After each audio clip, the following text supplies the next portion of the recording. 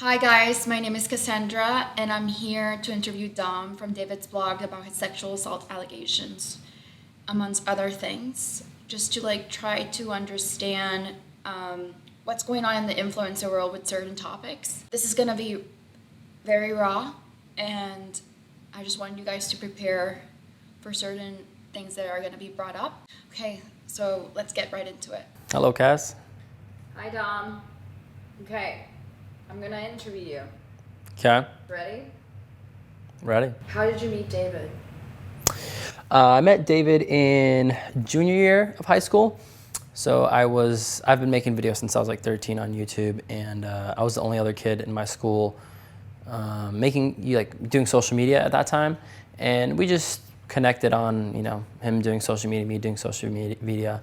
I would help him out, film some of his videos. I edited some of his first YouTube videos.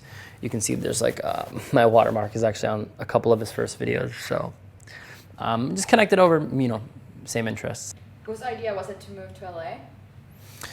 So I wanted to move because I was just working at a part-time job at PacSun or something like this, and he was same thing. He didn't want to go to college, from what I remember. Maybe he did one semester at community college or something.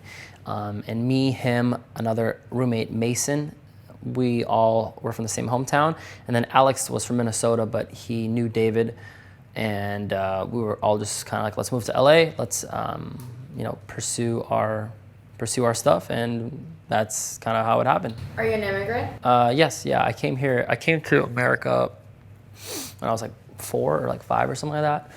I moved here. I started. I went to school. Learned English. Got pretty good at it. I barely have an accent now, and then I still go back and visit my home country of Lithuania here and there. How did you get your visa?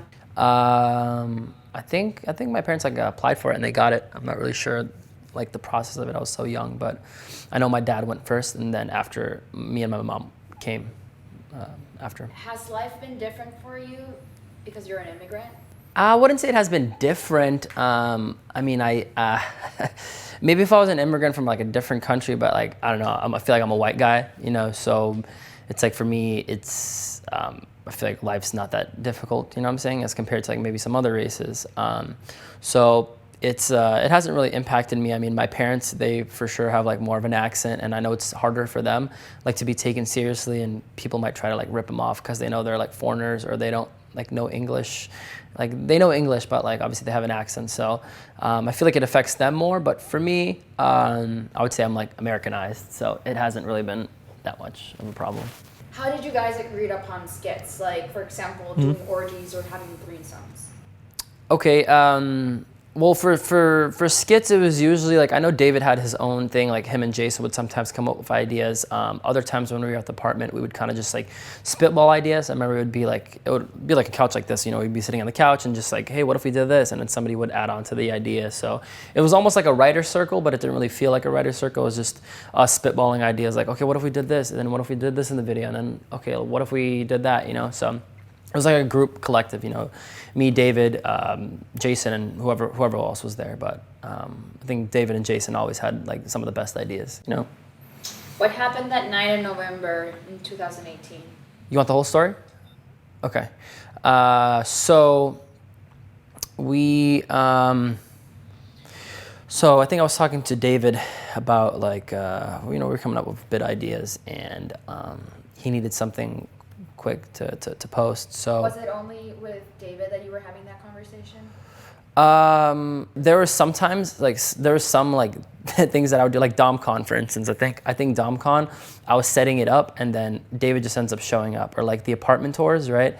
I mentioned to him and he shows up, but there's certain times where I just do my own ideas, and then he just shows up to film, right? Yeah. But this was one of those where I told him beforehand, I'm yo, we're gonna do this, So he ends up okay, cool, I'll be there tonight.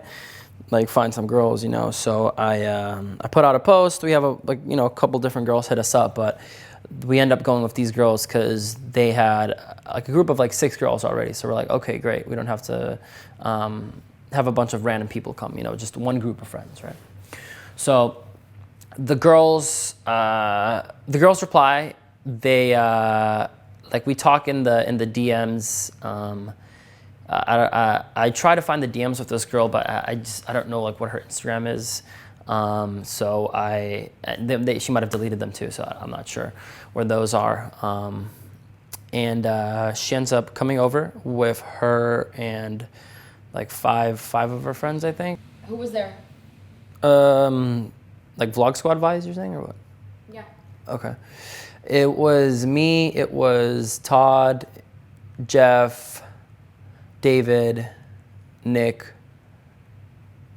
Trisha, and Jason. So there was 8 of us Vlog Squad, and then I think like 6 of the girls. So there was maybe like 14 people there total. Don't quote me on it. Maybe there was one more extra girl or like one less, but it was ballpark somewhere around there. So when David and everybody came over, they knew what they were going to, right? Yeah. They were so like, Yeah, I mean, for example, like Jason and Trisha, when they went there, they knew that it was for you to have a 5-some. Yeah. I mean, unless David didn't tell them, they just said, hey, like we're filming tonight. Because I know sometimes he wouldn't tell people what exactly they were filming, but I would guess he told them like, hey, we're gonna film this idea, or like at least gave him an idea of what we're doing, So so everyone comes over, the girls come over, right, and we all start talking to the girls, right. I'm sitting in like between a couple of them. I think there's like a few of them on this side, a few of them on this side, and then we have the big L-shaped couch. So everyone's kind of sitting everywhere. I think some people are maybe standing behind the couch. And we just start talking to them, just whatever, hanging out. Somewhere during that time, Todd and Jeff leave. And then I think Trisha and Jason leave around the same time, right? Jeff and Todd come back a little bit later. Now we're drinking with all the girls and Vlog Squad, right? Just talking to them and stuff, and then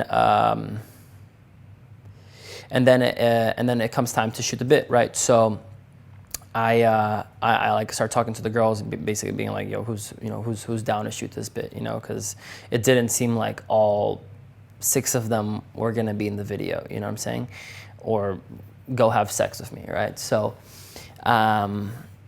Hannah and her friend end up basically being in the video with me. So we go to my room and we start having sex. We're just drinking, hooking up during that time. And you were all drunk.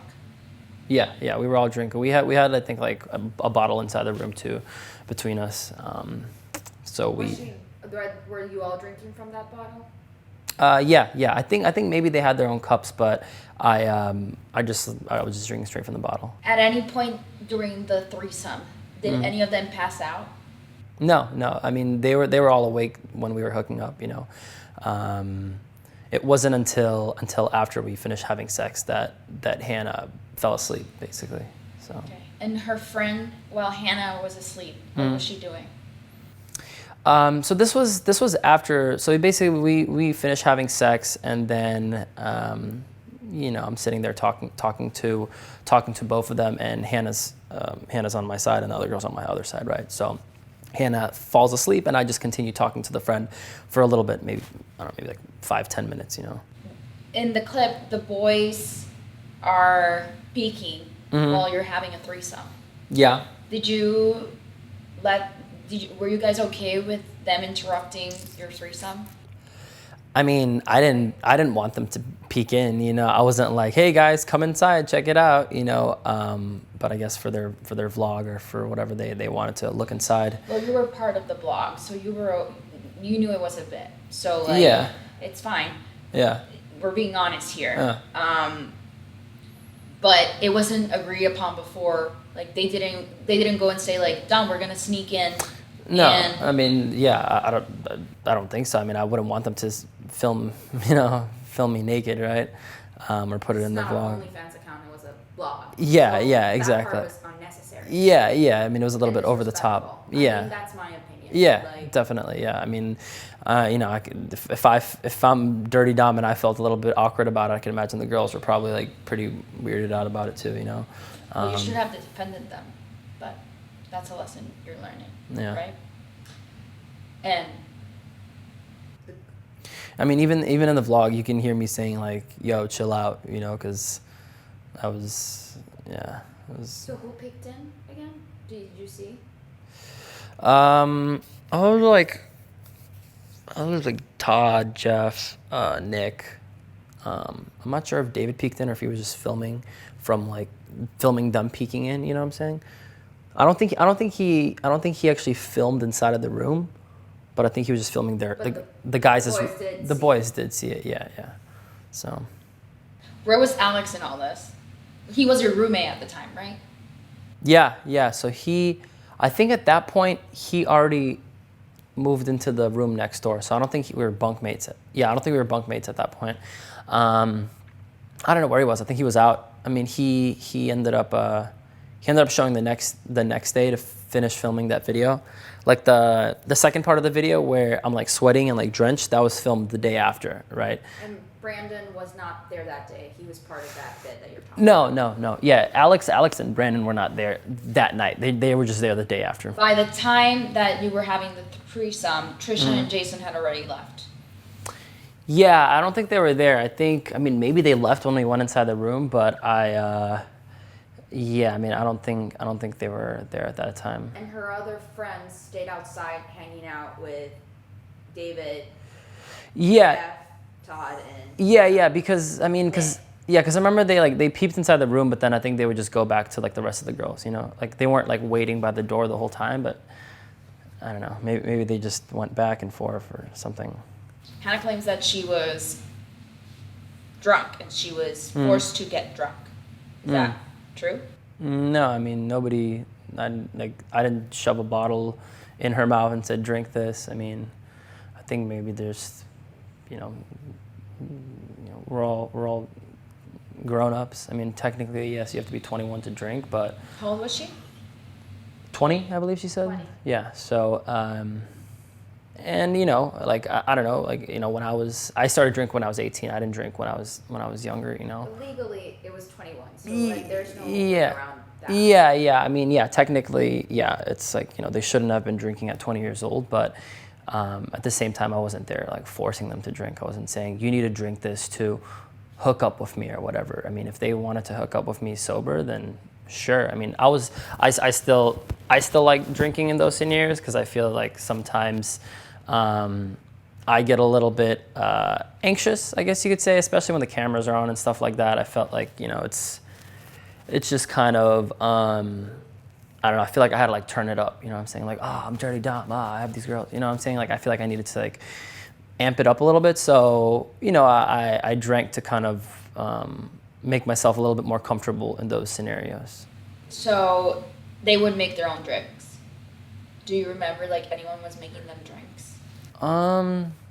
I honestly don't remember. I mean, usually like, I mean, I just have chasers and I just give it to people and, do whatever you want to do, When you guys were having the threesome and Hannah passed out, Okay. her friend, when they were leaving, Mm-hmm. apparently she needed help being dressed. Mm-hmm. Do you remember that?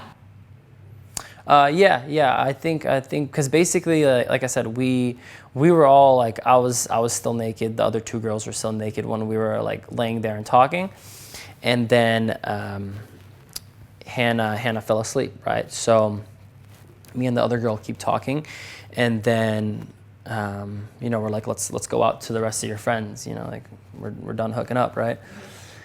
So. We needed to get her up and dressed because she was still like pretty drunk, you know what I'm saying? So, we Oh, wanted. you helped her get dressed too? I was in the room. I'm not sure if I like put the clothes onto her, you know what I'm saying? Like, I felt like that wasn't, I don't know. That what you were in that position to help her. Yeah, I mean, I don't know. I just didn't know. Like, Did she look really intoxicated? I mean, she was like, she was sleepy. It's like when you get drunk and you fall asleep and then somebody wakes you up, you're like disoriented. You know what I'm saying? So she needed help like being carried. You know what I'm saying? To be able to walk, because yeah, she was. And pretty then when drunk. that finished, they all decided to leave, right? Yeah. So whoever else was left in the apartment, I think it was Tristan and Jason left. So I think it was me, Nick, Todd, Jeff, David, and then the girls. So I stayed in the apartment, and then they left with the girls, and like walked them out, I guess. I mean, I don't know what happened after they left the apartment. Do you have any data you would like to share that you didn't previously share? Yeah. So I actually, so the next day we end up filming like the second part of the video, right, with Alex and Brandon, and then Hannah texts me, about that night and about like what we're gonna do with the footage, right? So here's some of the text. So she says, "Hey Dom, it's Hannah. Just woke up. Thank you so much for having me over or maybe she meant tonight. I know I was very drunk, but I was having a blast and hope you did too. Also, anything at your discretion is okay for the vlog, just maybe not anything that a future employer could use against me, hee hee. Tell your friend to go for it with the content he has." Talking to David, about David, right? I said, "Hi, glad you're okay. I just woke up too. LMAO, had fun. We should hang out again." She says, "Hope you slept well. I'm down. I still want to paint your nails." I said, "Haha, okay, let's do it. You won't fuck it up, promise?" She said, "Pinky swear." Wait, why was she talking about nails? Oh, because I paint my nails from time to time. I think I had my nails painted in that video. Maybe not, but at that time I was like painting my nails pretty often. So when we were talking earlier that night, somehow we got into the conversation of like painting nails or something, and I'm like, "Oh, you should help me paint my nails," because whenever I paint them myself, I end up like brushing it or like messing it up. So I was like, she would probably do a better job than I do, right? I said, "Okay, you free later this week?" She says, "Should be, or the weekend." I said, "Okay." And then she texts me like a few days later saying, "What's the rest of your week looking like?" I said, "Working on different stuff. What are you doing tonight?" She says, "So much work." I was like shaking my head. "Now I have to paint my nails myself. You let me down." And she says, "Haha, don't worry. You'll be blessed with my nail work one day." Do you see anybody from the blog or David after the incident? Like after November? Yeah. Yeah, for sure. I mean, I would still be in like David's videos, and I would see him probably until November 2019, which was when I moved out of the apartment. And I think this was 2018. So for like another year, I would still like shoot with him. But then when I moved out, that's when I didn't really see him that much when I moved to my house. So Hannah texted you back in February 2019. Yeah, that's when she sent that big text, basically saying to like take down the video and that she didn't want it up, and then I replied to it. Sexual assault and other serious allegations are becoming widespread in the influencer creative world. Do you think influencers, creators, and or companies like Google, Facebook, amongst others, should start applying filming laws, regulations, and permits to help avoid this happening? Yeah, well, I think it's like, with big productions and like Hollywood and stuff like that, there's definitely more like resources and more of like, it's more structured, you know what I'm saying? With YouTube, it's like, I mean, at least, I don't know how everyone else does it, but how we did it, it was very like, shoot and go, you know what I'm saying? Like, okay, let's get this idea. This is how David was. I don't know how other people do it, but it was like, hey, let's shoot this video. Okay, cool. Now let's go to the next idea. And it was very like fast paced. You wouldn't really have time to think about like, like, okay, what about these girls? Should we have them sign something? Should there be somebody here to like check out the situation? Should there be some type of like HR? Should there be some type of like some type of accountability, I guess you could say? It was very like just like spur of the moment, so it's like even when we filmed this video, it was just very like it just felt like another video. You know what I'm saying? It was just like, oh, okay, cool. We're shooting this threesome bit. Okay, great. Do you think there should be filming? Yeah, absolutely. Yeah. Regulations? I personally, I don't know what the answer to what those things are. You know, maybe like off the top of my head, maybe, Because right now, how you guys have the system is in exchange for exposure.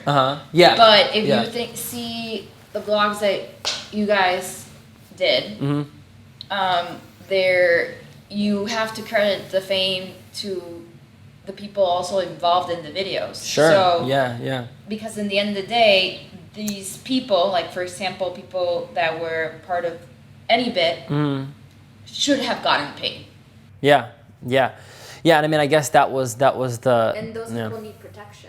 Yeah, and I guess that was the scenario. You know, it's like even people ask me like, how much did you get paid for being in David's vlogs? I'm like, paid? Like no one got paid. You know, like maybe some extras. Like I remember even like Seth would cast videos for David, and like sometimes David would pay the extras, but sometimes he wouldn't. Sometimes people would just show up just to be in a video because it was David's video. You know what I'm saying? Like I remember Seth had people pull up to Jason's house, like 100 people, and he shuttled them in for like this party or something. And I don't think any of those people got paid. You know what I'm saying? But it was like technically in Hollywood, if you want 100 people to show up, dude, those are extras. There's a crafts and service table. Like they have a day rate of 8 hours. You're getting paid. You know, I worked as an extra before, so I would get like $100. Like, dude, being an extra was kind of cool. You would like, I didn't have that much money for food, so I would go there and I would like eat everything. I would put stuff inside my little bag and shit for later. You know, so yeah, I mean, it was very very bare bones. There wasn't any structure to it. It was just like, hey, let's just film these videos and like let's put them out, and whatever happens, you know? I think yeah, there could be like some third party, you know, some type of like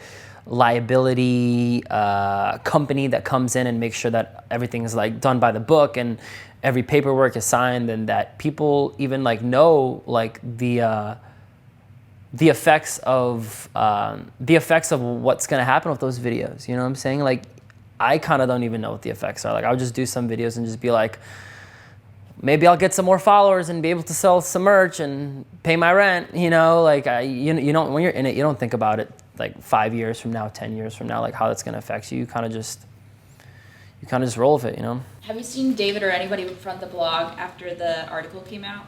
Like when it happened, Jason called me, and I think well, I didn't pick up Jason's call, but I think Jeff, he like, texted me threatening me about something. Oh, Zane. I saw Zane at some random party, and we just talked for like, 10 minutes. He was, he was just kind of concerned for me. You know, I think he said that I should like get like some type of legal protection, and like, I think there's something where they can like take a look at the girls' phones or something like that and see like text messages in between them or something like that. Did you mention David? Oh, like what he thought? Yeah, I asked him. I was like, you know, what does David think about it? I mean, like about this whole scenario, and you know, he was just kind of like, you know, he had to do what he had to do.